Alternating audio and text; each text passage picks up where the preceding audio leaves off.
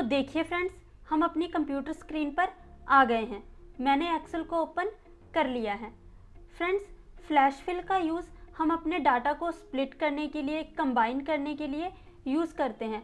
Flash fill की help से हम अपने डाटा को कहीं से भी स्प्लिट कर सकते हैं और कहीं से भी हम अपने डाटा को कंबाइन कर सकते हैं। जैसे सबसे पहले यहाँ पे देखिए मैंने डाटा मेंटेन किया हुआ है, तो आइए कमांड को अप्लाई करके देखते हैं।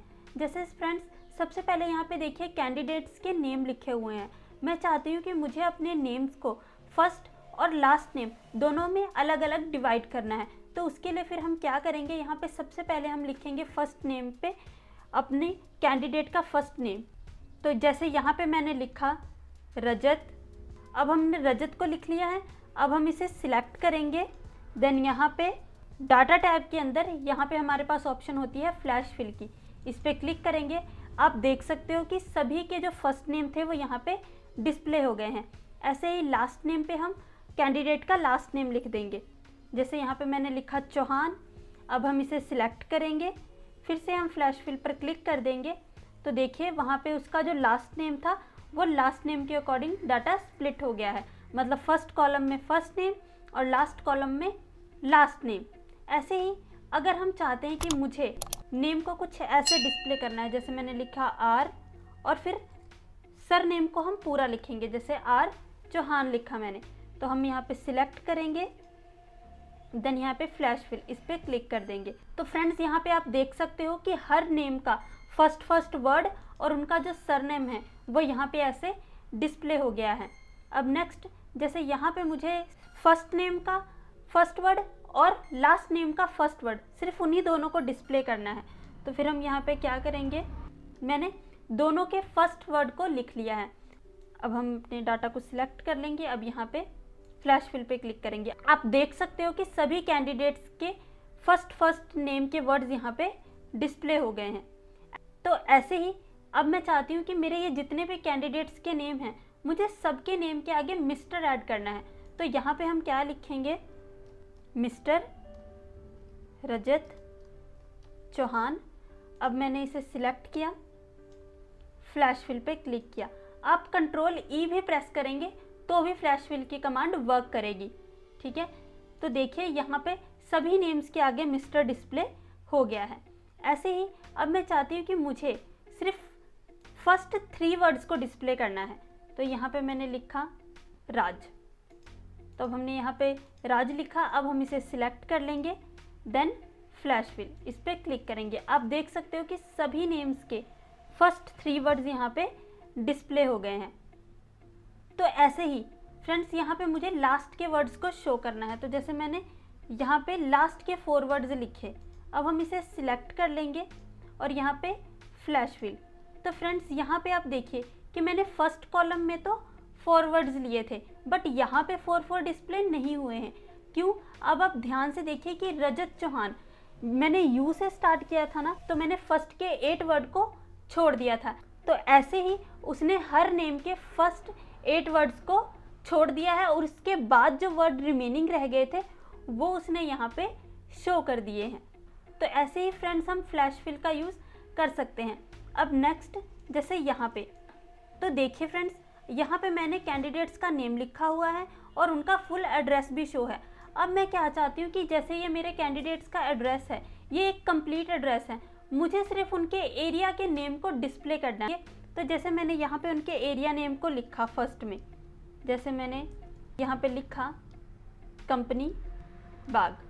अब हमने कंपनी बाग लिखा। अब मैं पूरे कॉलम को सिलेक्ट कर लूँगी, फिर से फ्लैश फिल पे क्लिक करेंगे। अब आप देखिए कि सभी कैंडिडेट्स के जो एरिया के नेम्स थे वो यहाँ पे डिस्प्ले हो गए हैं। ऐसे ही अगर मैं सिर्फ पिन नंबर को लेना चाहती थी तो हम यहाँ पे पिन नंबर भी लिख सकते हैं। जैसे मैंने यहाँ पे लिखा पिन नंबर, तो यहाँ पे देखिए ऑटोमेटिकली उसने पिन नंबर्स को जनरेट कर दिया है। तो देखिए फ्रेंड्स, ऐसे ही अगर हम अपने डाटा में से कहीं से भी कुछ भी अलग करना चाहते हैं, स्प्लिट करना चाहते हैं, तो ऐसे बीच में से भी कर सकते हैं। तो फ्रेंड्स, सबसे अच्छा फ्लैश फिल का यूज़ क्या है, जैसे यहाँ पे देखिए कि ये मेरे जो कैंडिडेट्स हैं, मान लीजिए एग्जाम्पल के लिए कि ये जो मेरे कैंडिडेट्स हैं वो सभी एक ही कंपनी में काम करते हैं और मुझे सभी का ईमेल एड्रेस जनरेट करना है। मैं चाहती हूँ कि उनके ईमेल एड्रेस में उनका नेम और कंपनी का नेम ऐड हो, तो उन दोनों नेम्स को मिला के मुझे एक ईमेल एड्रेस जनरेट करना है। तो जैसे मैंने यहाँ पे सबसे पहले लिखा रजत चौहान @ मान लीजिए कोई भी फर्म है SKY, तो मैंने यहाँ पे लिखा SKY.com। ऐसे मैंने ईमेल एड्रेस को जनरेट किया। अब हम इसे सिलेक्ट करेंगे और यहाँ पे देखिए फ्लैश फिल, मैंने फ्लैश फिल किया। तो देखिए फ्रेंड्स, यहाँ पे जो नेम रिमेनिंग रह गए थे तो उसने ऑटोमेटिकली सभी का ईमेल एड्रेस जनरेट कर दिया, बिल्कुल उनके नाम के साथ और साथ में उनकी कंपनी का नेम। तो ऐसे हम फ्लैश फिल को यूज़ कर सकते हैं। फ्रेंड्स, इस बात का ध्यान रखिएगा कि जो फ्लैश फिल होता है वो एक सेम पैटर्न को फॉलो करता है। तो जैसे अगर हमने अपने डाटा मेंटेन करते टाइम हमने कोई गलती की है या हमारा कोई डाटा पैटर्न सेम नहीं है, तो फ्लैश फिल की कमांड बिल्कुल एक्यूरेट डिस्प्ले नहीं होगी। तो फ्रेंड्स, इस बात का भी ध्यान रखिएगा कि फ्लैश फिल जो होता है वो अपने पास वाले कॉलम के फॉर्मेट पैटर्न को ही फॉलो करता है और उसी अकॉर्डिंग कमांड को जनरेट करता है। अगर हम किसी कॉलम को ब्लैंक छोड़ के उस कमांड को अप्लाई करेंगे तो वो कमांड अप्लाई नहीं होगी। तो आइए इसे ट्राई करके भी देख लेते हैं। तो फ्रेंड्स, जैसे यहाँ पे आप ध्यान दीजिए कि मैंने जो कैंडिडेट का एड्रेस लिखा है उसमें मैंने क्या किया है कि मैंने पहले एरिया का नाम डिस्प्ले कर दिया, फिर रोड डिस्प्ले किया है, फिर उसका पिन नंबर लिखा है, और नेक्स्ट में मैंने क्या किया है कि मैंने पहले रोड को डिस्प्ले कर दिया, एरिया का नाम बाद में है और पिन कोड बाद में है, और थर्ड में मैंने क्या है कि मैंने पिन नंबर को पहले लिख दिया है।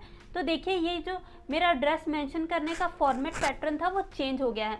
बट अगर हम यहाँ पे अब एरिया के नेम्स को फाइंड करेंगे तो वहाँ पे क्या करेंगे, अगर मैंने यहाँ पे लिखा कंपनी बाग, अब हम इसे सिलेक्ट करेंगे।